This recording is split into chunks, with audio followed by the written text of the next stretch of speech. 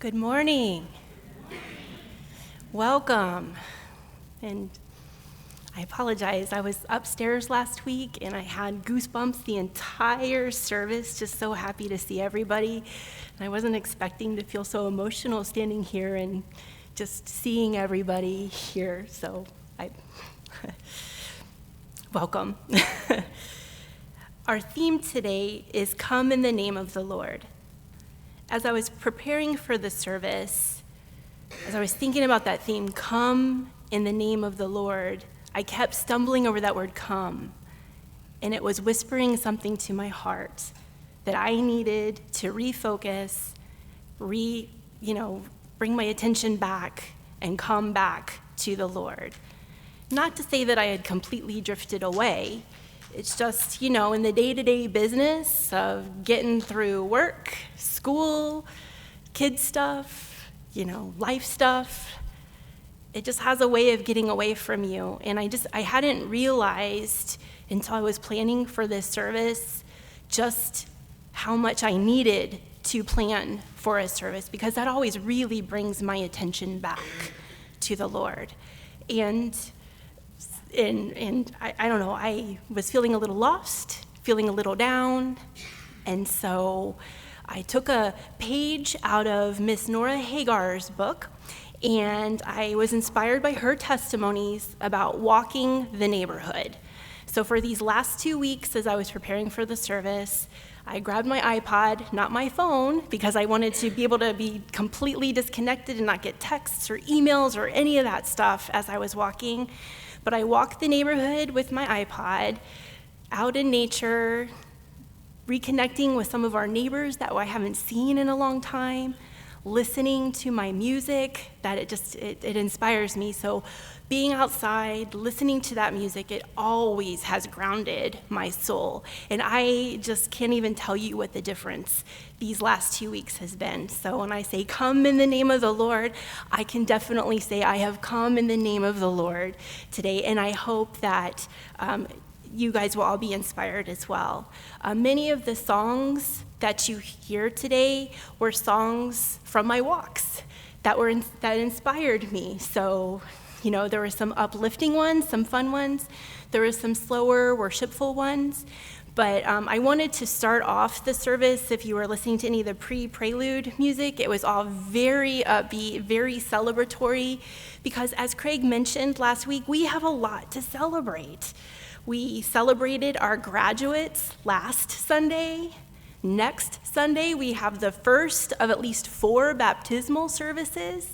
And speaking of that baptismal service, for any of you that have a few moments after the service before you leave today, Tom King would really, really, really appreciate some help bringing down the parts of the font, if anybody doesn't mind.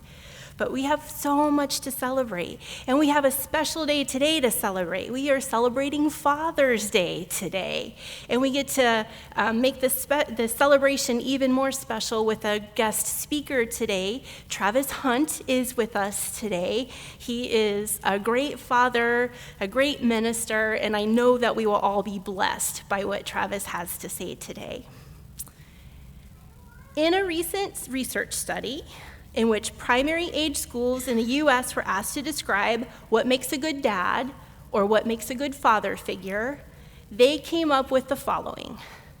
A good dad makes you feel safe. A good dad protects his children. A good dad can fix things. A good dad knows how to keep the bad guys away. And my absolute favorite, a good father always listens to mom. I love it. The researchers also went on to, when they reevaluated the interviews with the children, there were 10 qualities that emerged as significant to kids that was so special about dad. And if my helpers will come up, they will help you be able to see what those 10 words were. All right. Thank you, helpers. So the 10 qualities that kids identified as being significant to them in no order: dependability, involvement, compassion, empathy, honesty, just being human, being available to like share your mistakes, not being afraid to show that you are human, valuing others, playfulness, a good work ethic, and being verbally expressive. Now, when I look at these words, I see a lot of great father figures out in this audience. So if we can just take a moment, can we please acknowledge our dads? So would the father figures in our sanctuary please stand up? And on Zoom, if you're sitting there on Zoom, stand up.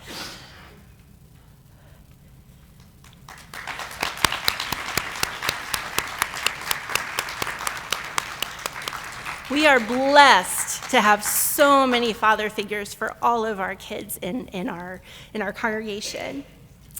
And if you will indulge me for just one more moment, there is one special father figure that I would like to especially recognize today.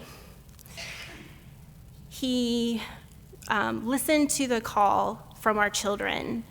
Our youth group has many fundraisers because what we try to do is to make sure as many kids as possible can go to camp and that it's not such a financial burden to the family. So we did lots of fundraisers.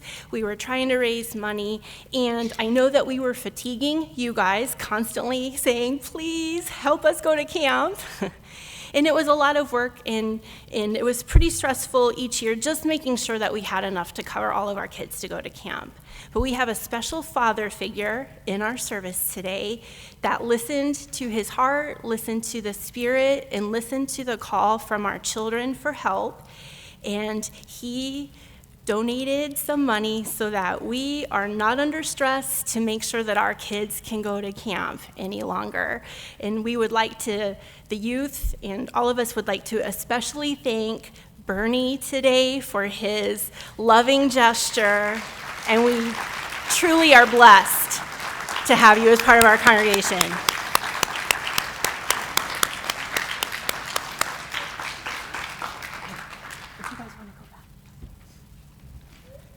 And Lucas has some cards that the kids made for you.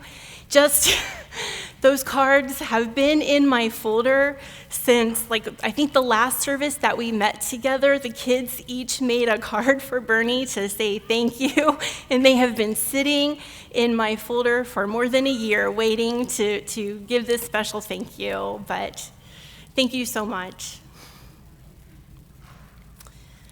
Okay, now that we have covered all of our celebrations, at least for today, if you will bow with me, we will open up with prayer.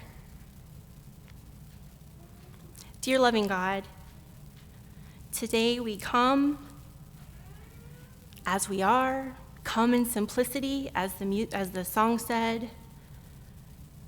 We come to be closer to you, to be in tune with the Spirit, and to reconnect with our church community.